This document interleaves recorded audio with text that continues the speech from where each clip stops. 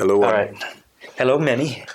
I know this is a weird introduction, but nonetheless, we are here just to say thank you for being a viewer. We have a special episode that you're about to see. This episode was filmed in Easter of this year. Yes, sir. And Easter. I can't remember, but yes. regardless, even though it's in the latter part of this year that we are uploading it, we just want you to enjoy it. Have fun. Ciao. Light. I'm trying to get some buns this summer and this spring. I would like some buns of my own. That's what I just asked you. If you try to get, like I'm trying to build my buns. you trying to get some apps.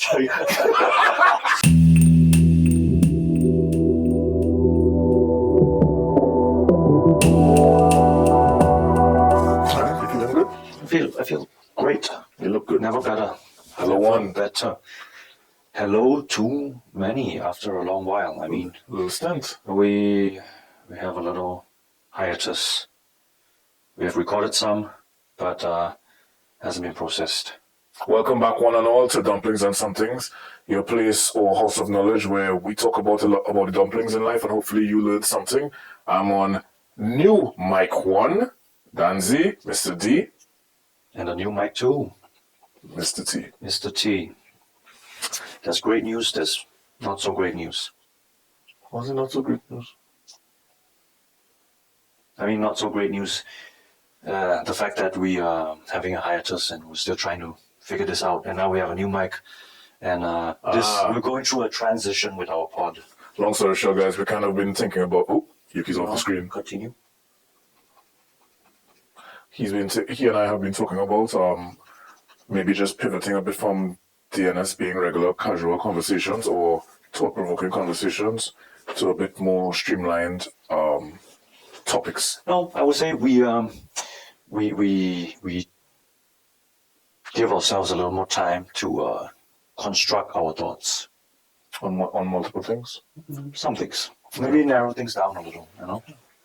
With that said, that doesn't mean we go on. That just means that the We're still here. the YouTube page may not be just the regular conversations that we see at the moment. But glad that you guys are still here. Jumping right into it, we're about to start the Easter vacation. Yes, sir.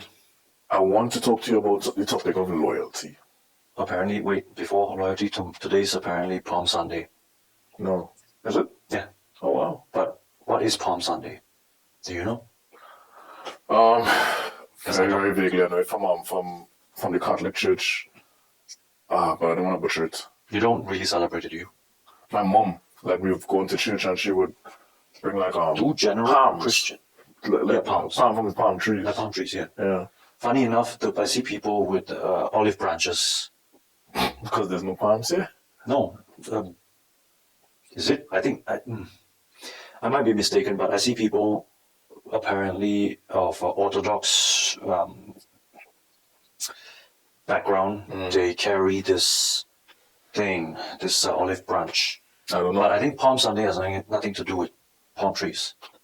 No, palm comes from the palm tree. Yes. Yeah. But Palm Sunday has nothing to do with palm. literally. Yes. Palm. No. I don't know about everywhere else. I know from where I am from. You do use palm. Yeah, palm from the palm trees. Yeah, for Palm Sunday. Okay, maybe olive branches for substitute. I don't know. Okay, we'll look into Great. it. Cool. We'll place a little info box. When I was young, when I was doing martial arts, I know you know, but like maybe this might be Our audiences may know too. yeah. So anyone who knows me who's listening to the first time, I've done martial arts since I was 9 years old. Regular karate was the first phase, and each belt had a color, right? Yeah. And each belt had a meaning. So how I grew up, it was white, yellow, orange, green, blue, purple, Wasn't there a brown? red, brown, black. Right. Right? So I've gone up all those belts, and each belt, when we had a grading, there was always something called, we had, before the actual physical examination for your grading, which is like a test, Yeah. there was like an intellectual part of it, where you have to talk about certain things, and there was manuals that we would have to read and understand. And there was always a topic of loyalty. This is like around the red belt area, because the higher you go, when you're a black belt, that's now like, you're not a professional, but you're like a experienced beginner. Yes. right? So, like, I remember the red belts. Red meant bloodshed in war. But then when you had to learn more about the understanding of what the belt and the phase means, they started to talk about loyalty. And loyalty was something that we spoke of as unswaying devotion, even though when the odds are against you. Yes. Let me say it again. No. Okay. And for my life, for a lot of my life, I just thought from the time you get loyalty from someone, it's there. Undying loyalty. It's undying, it's unswaying devotion, even though the odds are against you. Devotion. Yeah. But I've learned in life that loyalty expires. No, loyalty changes, Okay. reforms. Say, for example, in the worst case scenario, we part ways. You go somewhere else, far, far away. I can't afford to follow you. What are we gonna do? My loyalty to you has to change. Your loyalty to me has to change. Continue. Continue the example, because I want to see where you're going with this. We part ways not in a bad way. We part ways basically, we relocate ourselves. Mm-hmm. And we can't afford to keep the relationship that we have when we were close, living close together. Mm-hmm. So in my sense, in my logic, that loyalty is changing. Like I can't be contributing to a passion project that we both are running here in Munich, and you go somewhere else. I might return to my homeland, and it's going to be difficult. Then we have to discuss to put things down, and then you might assume that I am loyal, my undying loyalty to contribute to the project, but then I would say, I am loyal to you, but I can't afford. That's interesting, because I would think of it completely differently. Yeah. Like, you see how you said the example of if we separated on a good or even a bad way. Yeah. For me, it's more like I'm not going to speak or act with or of ill intentions towards you, even though maybe we've separated on a bad way, because there has been foundation and loyalty there. But does that have anything to do with loyalty, or is that just respect? No, I can respect you. I can respect you. Okay, good question. I think I can respect you, but not care about you. You get me? Yeah. As far as you and I have this podcast, let's say we separate on bad terms. Yeah. For whatever reason, the podcast is no more. However, once it's not bad to the point where you've like tried to hurt me physically or mentally or emotionally or even spiritually, there is an understanding and loyalty there that I do not want to bring any ill towards you, regardless of where we've gone in our lives. But that's not. Oh, I don't think that's a definition of loyalty. Loyalty is more like, we can check it. I commit to you. But respect and loyalty are two different. I suppose are two different aspects. Keep building on that. Loyalty is when I call on to you, you will come. You would come to me. When you call on to me, I would come to you. I would rush to you. I would stand by your side, no matter the case. You think so? So loyalty is to be by you. I think to be loyal is to be by you. But if we separate on good or bad terms, good terms, I am no longer. Hey, I am still loyal to you. In that case, yes. But separated on bad terms, I'm no longer loyal to you because I'm not by you. Did you find that definition? Yes, I did. So it says here, loyalty is the quality of being faithful, supportive, and devoted to someone or something. Exactly. Right? Yeah. Respect is recognizing the value, rights, feelings, and boundaries of others. Correct. Put respect aside. Loyalty, by the definition, is to be by you and have quality faith of being in you. Faithful, supportive, and devoted. So support and all that is to be by you. If I'm not by you, let's say separated in bad terms, I'm no longer by you. I'm not loyal to you. You follow? In terms, it means sticking with them through good times and bad times, not switching sides easily. Correct. If we part ways, then I'm no longer loyal to you. But I respect your dignity. It's like two samurais Okay, I get fighting each other. No, were fighting with each other, and then decided to part ways and fight against each other, but would never. I would. We as you and I, we're both warriors. I wouldn't stab you in the back after we have fought a fair because of the fight. respect. The respect, yes. Right. I wouldn't sneak behind you and stab you. Although we had a fair fight, we part ways. Okay, so the loyalty would be like whoever's on your team. On your team, correct. Correct. All right. Yeah. Do you think so? Once the team has dissolved, that means the loyalty has dissolved. Yes. Okay. I think so. So once the team has separated, that means the loyalty has separated. It's just respect. But I say separated in good terms, then I'm still by you. Like I'm not against you. I know. If we separate in bad terms, then I'm not loyal to you. You get me? Yeah. Because I am mentally checked up from us. So if we go back to what my first definition of loyalty was, which is unswayed devotion, even when the odds are against you. Yeah. Does that mean that people separate, even when the odds are against you? Does that mean that people separate? Meaning no. with separation, there's no more loyalty? No. That's why I'm saying. Separate in good terms, meaning life circumstances put us in different places. Mm-hmm. Loyalty is still there, of course, because we were never in bad terms to begin with. You get me? Although we are distant. But then what makes someone loyal? Like, all right, for example, you and I don't know you from yesterday. Yeah. So let's say I meet up with you at a bar and I realize we have good conversation, we start to build a friendship. But like, what makes me loyal to you or you loyal to me? Being friends. Just friendship. Yeah. Because you're by me and I'm by you. Okay. And there's no bad blood between us. That's loyalty. I would put it that way. All right. Because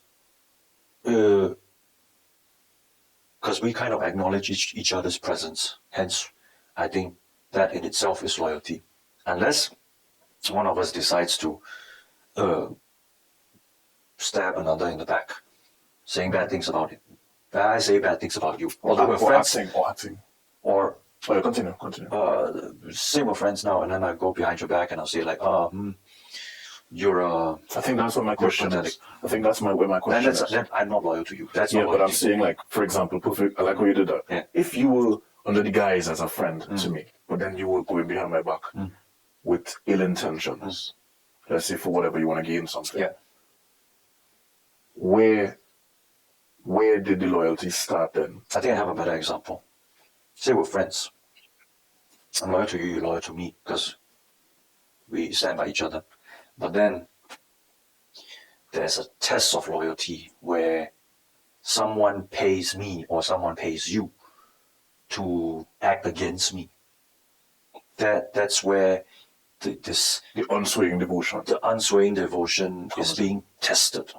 So that's where the definition of loyalty really comes in. When the test comes in. When the test comes in. You sound like a monk right now. You sound like a guru. Keep cooking. Well, that's about it, really. I mean, okay.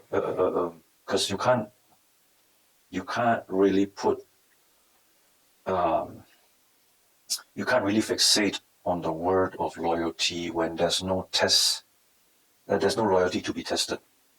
Because on normal days we're good friends, yes. And then when the time comes, some PYT comes around and pretty young thing. Pretty young. Okay. That's what Michael Jackson says. PYT. Okay, some PYT comes around. PYT comes around and says, and I would try to impress her and I badmouth you by saying like, because she noticed you're a good-looking man, and then I'm in a competition, and then I felt competitive, and I needed to put you down. But we're good friends. But then I stabbed you in the back. Yeah, that's where the test of loyalty. PYT is the test of our loyalty. And it doesn't even need to be a PYT. It could be any situation. It could be money. It could be money, exactly. You know. Yeah. It could be family values. That too. That we disagree on. Yeah. You know. Yeah. That too. Yeah. Values testing our loyalty to each other. I think you said that very well, bro. I think you said that very, very well. Well done to you. Yes, but to your point, you wanted to get on. I wanted to find out topic of loyalty because I wanted to find out if loyalty expires. Yes. But based on what you've said, it does expire once there's a separation. It does expire when. I take back my statement because of Why? no, when there's a separation, there is a test of loyalty. Yes. Even within separation, there's a test of loyalty. No. There's a test of. The test of loyalty comes at the separation. No. A test could be anytime. It could be when we're very close, living together as friends. It could be if you and I were in two different parts of the world. Yeah. There would always be tests. The test of loyalty. Okay, so separation is the result of the test of loyalty. Okay, it gets getting too complicated. But yes, it comes hand in hand. It comes hand in hand. Like it's there. There's test of loyalty, and then we separate because now we have failed the test, and then hence we separate. Okay, so it does expire. It does expire. But when everything is still good, except the distance, I think I am still loyal to you because you're my friend. And that's it. I mean, I don't think a passion project would test the commitment to a passion project would be a test to loyalty because clearly, if it's not in our control, then that's it. I mean, it doesn't mean that I'm not loyal to you. Like I can't contribute to the work because we're not together. You lead a different life as well. Yeah.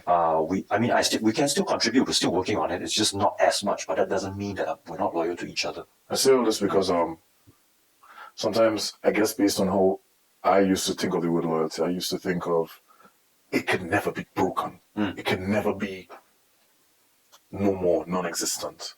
And I've learned kind of like through life lessons that, so these tests can break it. Yes. Yeah, these tests that can break it. These tests can Sadly, break loyalties. Because the unswaying devotion part used to make me feel like, no, it can't be broken. I would say it's a very honorable thing to be loyal. It's a virtue. It's a virtue. But I believe it's an individual virtue. No, yes. Generally, it's virtue.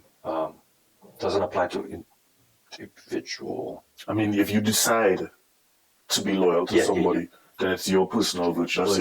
Correct. But that doesn't mean that you have to. No, you don't have to. Yeah, you don't have to help somebody if you see them asking for help on the street.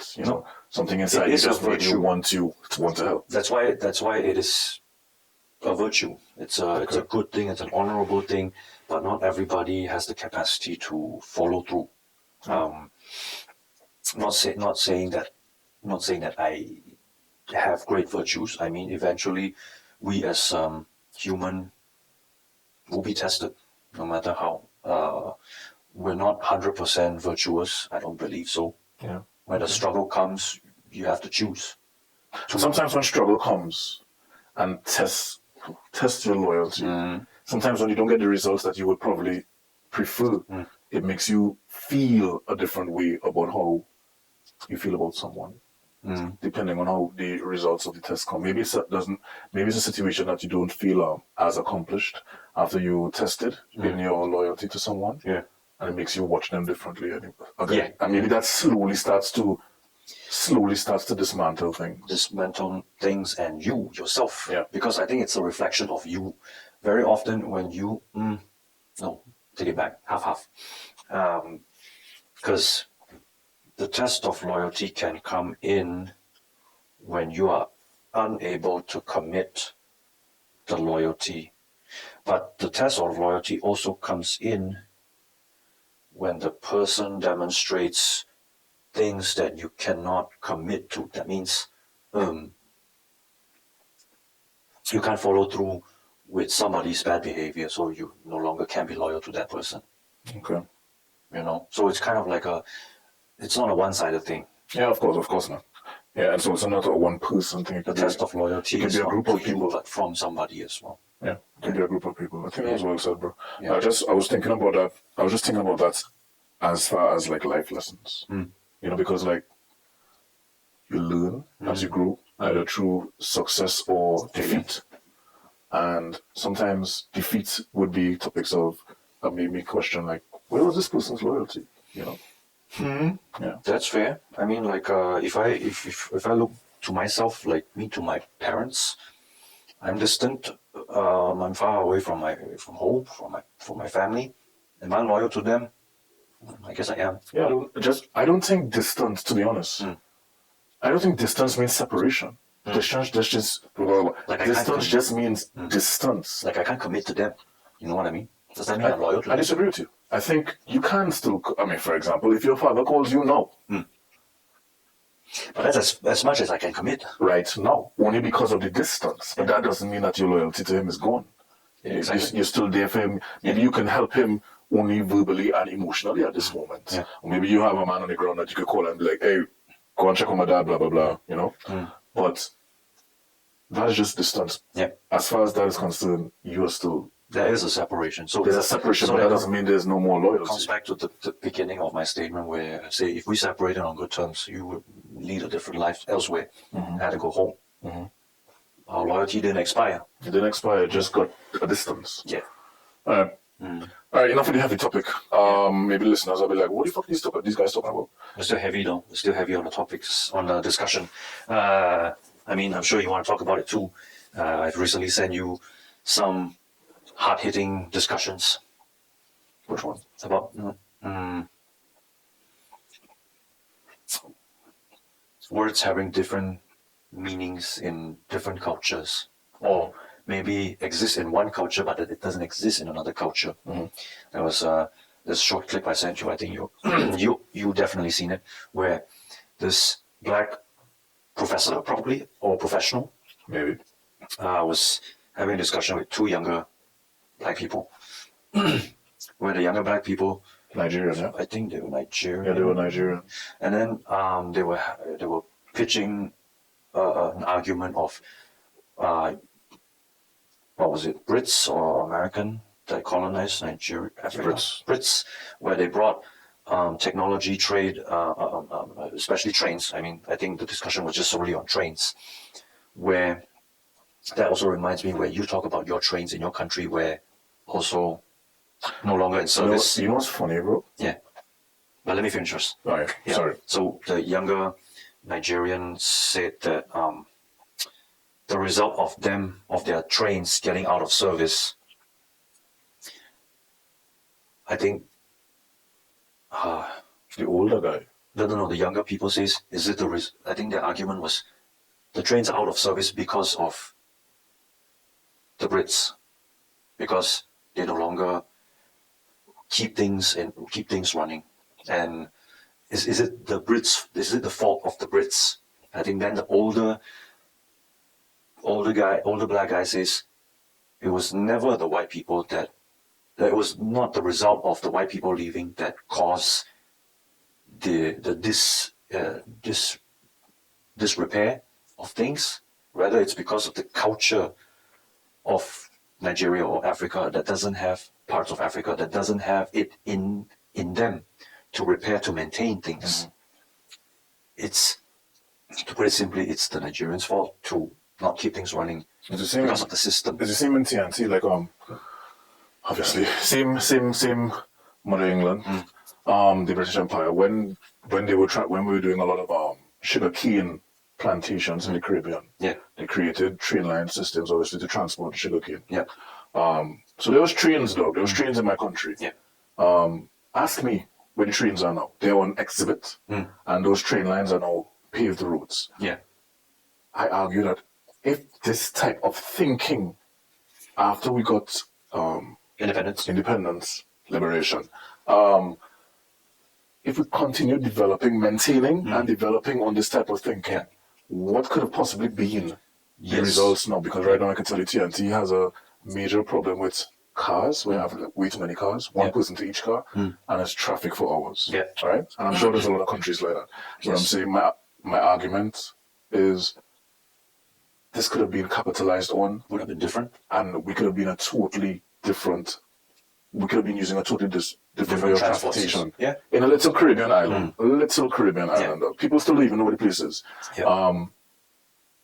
Even sometimes when I talk to you, I remember I've spoken to you about us having like a power washing business. Yeah. And it's about maintaining. Yep.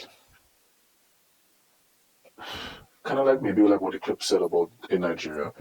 In TNT, we do have a culture of establishing something new, trying something new, Yeah. but it's never maintained, and it just runs down. Yeah, I think it exists in developing countries, or that it just doesn't exist in the cultures of developing countries. Maybe, I mean, but then in that discussion, they say that some other African countries do have a habit of maintenance. So I don't know. I don't remember where, Kenya somewhere. I believe Malaysia that we do as well, because I mean, You guys have we trains? have trains. We still have our train lines. Still, train lines are still running. Still running. Well done, Malaysia. So I mean, Malaysia had the foresight. maybe. Because even in TNT, like this is my biggest argument, right? Trinidad and Tobago historically was known as a richer Caribbean country because we have oil. Yeah, well, yeah, just like Malaysia. Oil and a natural pitch lake, asphalt. Yeah. Right? So we do a lot of exportation with that. So we get a lot of we used to get a lot of international revenue now. Because of poor management and lack of foresight and obviously corruption in political parties, the country hasn't moved much from that. Like when I was a teenager, bro, and it was the energy boom in my country. Yeah. My argument is that infrastructure should have been developed and tourism should have been developed heavily, kind of like how Dubai is having it now. You know? Yeah. Fast forward 20 years later, 15 years later, no maintenance, and the country's now is. I don't want to say it's in debt because I'm unsure, but it's struggling financially. Yeah. I mean, aside of the whole discussion of a struggle or not struggle or not doing well, but I would say this, I mean, if the culture of maintenance do exist in your country or some other countries that don't have it now, they would have maintained some things that were left behind that might have contributed more towards today's development. For sure. They might have. The Brits left. Yeah. They left the trains, they left the railways. Exactly. They might have left. We saw how they built it. Yeah. They taught us how to build it. Why didn't we continue maintaining it and pushing it? And today we are pointing fingers. I mean, today it's we're in a world where it's easy to point fingers at the superpowers, but there's also a lack of accountability. Lack of accountability. You were lazy. You didn't develop it. You didn't maintain it. I mean, yeah, it's two-sided. I think today's discussions are too aggressive to point fingers, but rather haven't been reflecting. Maybe in some places there might have been reflection, but in the spotlight there seems to be a lot of fingers pointing, but less of reflecting. You know what's funny, bro? When I go home, this is where I kind of like, I know I live on this type of edge where when I go home, and I would not go home boastfully, right? When I go home, I would have general conversations with friends, family, people that are willing to have a conversation with me, and I just talk about how I feel about how certain things were not maintained and developed. Some people with wherewithal, they would be like, I get your point of view, you know? And then there are other people that would be like, you living in a different world. You live in foreign. Yeah. That could never happen here. Yeah. But it did happen. There's evidence of that. Yes. But so why is my conversation of why couldn't it be maintained or developed so strange? Why is it a foreign concept? You get what I'm saying? It's like, okay, Caribbean country, developing country, if you want to say that. Yeah. But I can't talk for every, but my particular developing country had innovation. Yes. How much more has come from that? Right. You know? Yeah. I would say. I'm not even talking about maintenance right now. I'm talking about the concept, the foreign idea of maintaining. Like, I think that was well. I think you said that you want to do. Revisiting knowledges of the past and work on that to top things on top of each other. Yeah, I mean. I mean, you have to remember half of the people are stepping their game up, you know, climbing the ladder and learning more things, but there's half the people who are on the bottom of the ladder. Yeah, but the half that climb the ladder and step the game up and learn more things half of that half goes away to step the ladder up, Yeah. learn more things, and Stay out. they don't come back. Yeah. So there's brain drain. Yeah. Fortunately with me, I do feel like I want to go back and get things contribute to that. But that's just me. That's me. Other people will be like, I ain't going back. You know? I mean, and so it's like there's a saying calling spinning a top in mud. So it's like the ones who have the vision, they leave, they're not coming back. Because the attitude of the locals who are there, it's just like these ideas are too foreign. We don't have the capacity for it. Yeah. When the truth is, we can and we did. Yeah. You know? That's true. One guy, he's a provocative person that I spoke to. He's actually my barber. He's Trini, here in Germany. Yeah.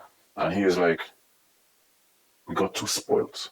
We got too entitled after we realized we had oil and pitch and asphalt. Same goes to many countries, really.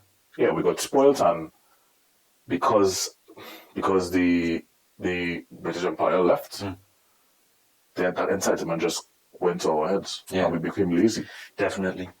You know? I think that's very it's provocative. A lot of my people would be like, provocative. What are you talking about? Yes. But at the same time, also very retrospective, like to reflect on it, to look at it in a different lens. He gave me an example. I could give it to you. Yeah. He gave me an example of a father that establishes an empire, a business. That father is going to tell that father is going to tell his son or daughter of the legacy of the business that he created, and pass the business down.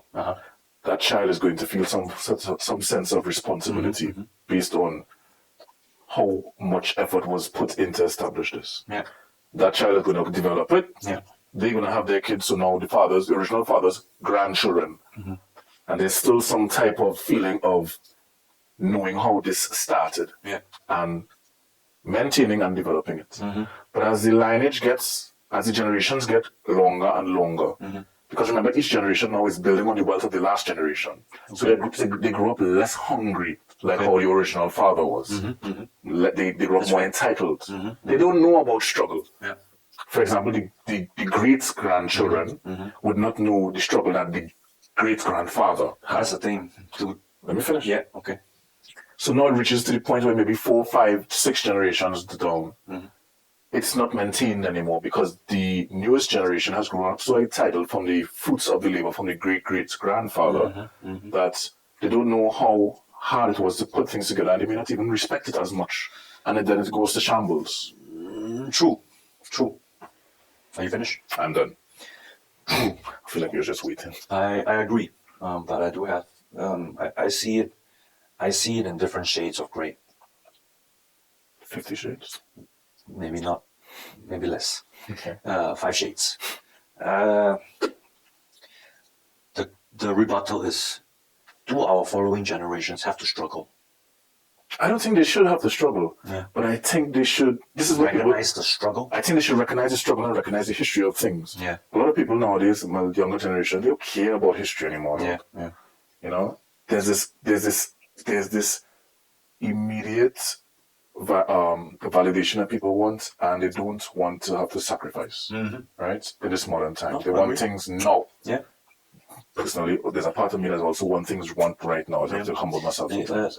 They wouldn't know until the D-Day shows up.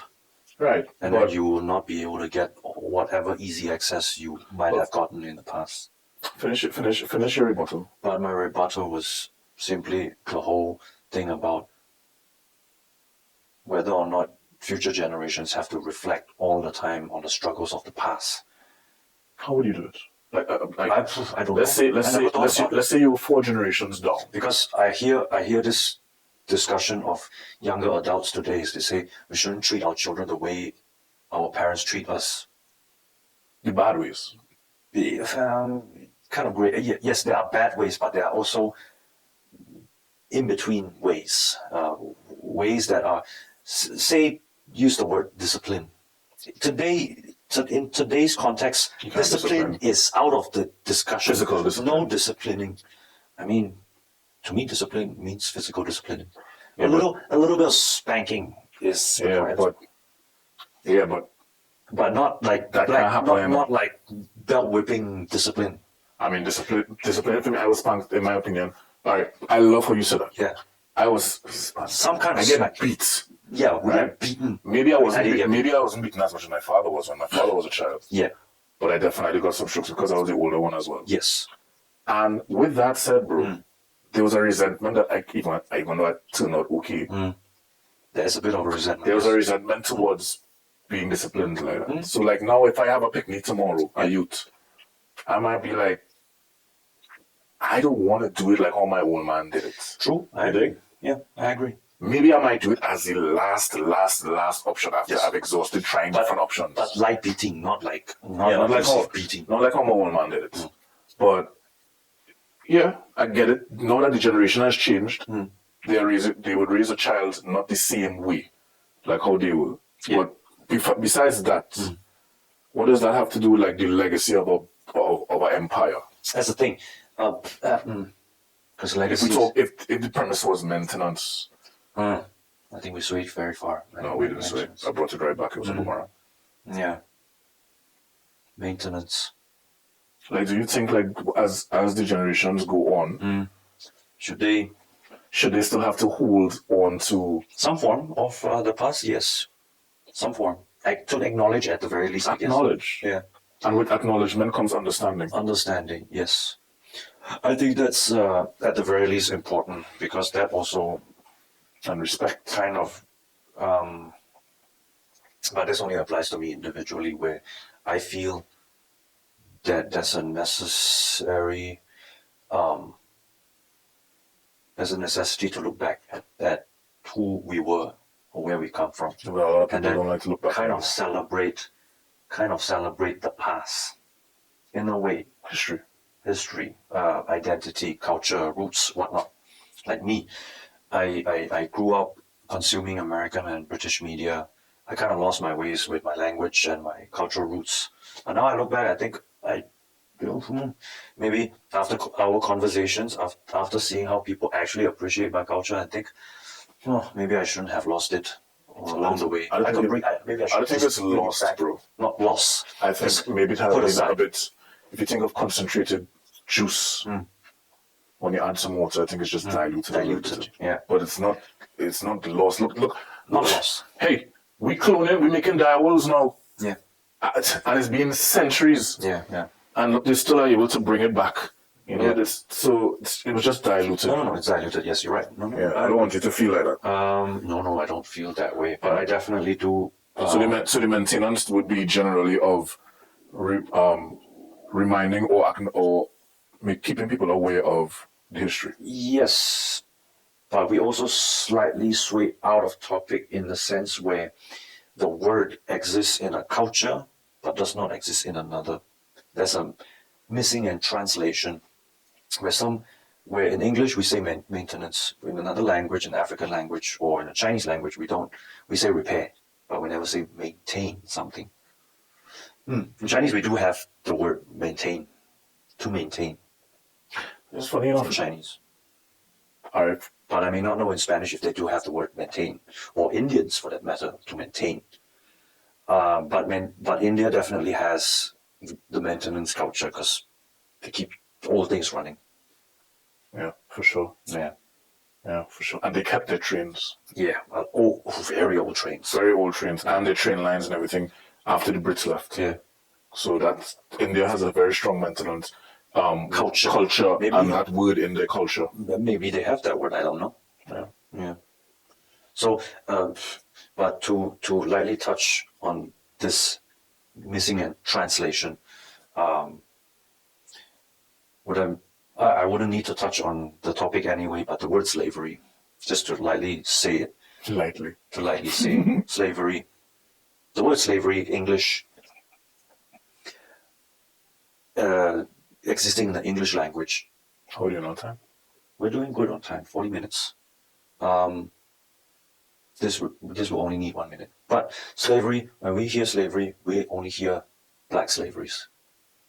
I think you're right. But when people in English, when people, correct, when people who speak English talk about slavery, they think of chattel slavery, like black slavery. Yeah. But slavery has been in every culture. worldwide. Yeah. Every culture. So, and then in Chinese, we too have the word slavery in Chinese, but that doesn't just address the black slavery, but there's also regular slavery in China. What's the regular slavery? Just the Chinese slave in China that slave out to build the Great Wall of China. Yeah. You know, I mean, slavery exists in different forms in different times. Back then, you're forced slave, but today it's corporate slave. You know. Okay. Indentured worker. But yes, I mean, because the world understands English, so the media only talks about a specific type of slavery, and projected to everybody in the world, and you know, and we kind of forget the fact that there was slavery all over. The Ottoman Empire. Yeah. In Africa. The same Africa. But I'm not talking about the Caucasians or the Europeans. Blacks on blacks. Yeah. It was tribal. Yeah. If something happened between my tribe and your tribe, and someone from your tribe found me, they would enslave me. Yeah. Actually, that's how it started off like that, selling the slaves of tribes to the Portuguese when they came, and that's how it started off like that. And actually, very often it's your own people doing your own people. Yourself. Yeah. Your own people. Yeah. So they don't talk about that part. Yeah. In when they talk about English slavery. Yeah. Yeah. So it's there are things that words exist in specific form or context, but doesn't exist in the other, or maybe the other language is able to address it wholly as compared to one language. The Chinese talk about black slaves, Asian slaves, Arab slaves. Because we have the word slave, but to address what kind of slave, we say black slaves, Asian slaves, or whatever slaves from wherever they come from. But in English, very often we only hear the word slavery, or maybe sometimes black slavery. Sometimes I talk to sometimes I talk to Indian people, and when the topic of enslavement comes on, I remember one girl was exhausted with the conversation of the black slaves, like if that's the only one. Yeah. And there was a part of me that was a little kind of like shaken up by her, like her sigh. But then when she realized how I responded to her sigh, she explained, "No, I'm not sighing because of it's not important. I'm sighing because I only hear about this one. Yeah. There's others." Exactly. So okay, fair enough. Yeah. I think we should wrap up on that, though. Yeah. Yeah, to finish with something positive though, because the people probably We'll finish off with something positive. Positive being, I guess we are moving on to a different format. I mean, Mike's good. We feel Mike's relaxed. Good. We're thinking about pivoting the podcast into a different direction, like I said earlier, not just these random conversations. I think it's not random, but I say we kind of need to narrow things a little. The problem is that I remember the people don't know, but you and I know. You've always spoken to me about we just touch on the surface of things. Yeah. And you would prefer to go more in depth. Yeah, like balls to the wall. Like how balls to the wall.